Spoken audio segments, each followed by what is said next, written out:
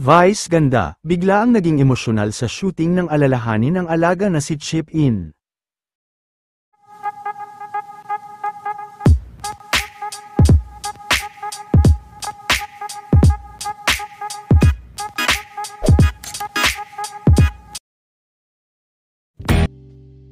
Matapos magpasaya ni Vice sa Showtime kanina, ay muli na naman nga itong dumiretso sa kanilang ika-25th shooting, at habang ito ay nasa shooting kanina, ay biglaan naman itong nap-alive, kung saan, ay hindi rin ito napigilan na maging emosyonal at alalahanin ang nawala nitong alaga na si Chip In. Ibinahagi din ni Vice kung paano naging Chip In ang pangalan nito. Dagdag pa ni Vice na nag-pack up ito ng alas 4 ng madaling araw kahapon at alas 5 na nakauwi.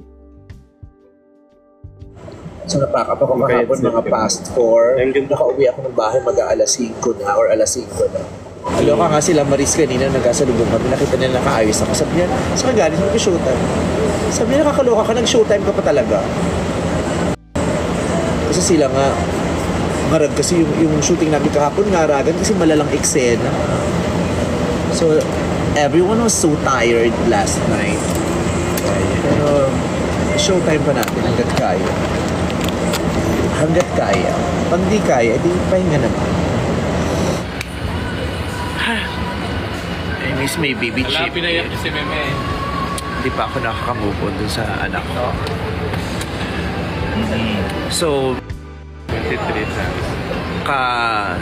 nawala yung fur baby ko last week. Si Chip In.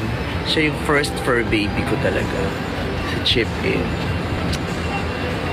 So, tumawid din siya sa rainbow si Angel Locsin. Si Angel Locsin kasi isa siya sa mga, kaya Chip In ang pangalan nung baby ko na yun. Kasi yung mga friends ko nag-chip in, nag-ambagan sila para bumili nung dog na yon as a birthday gift sa akin 6 years ago. Almost 7 years ago.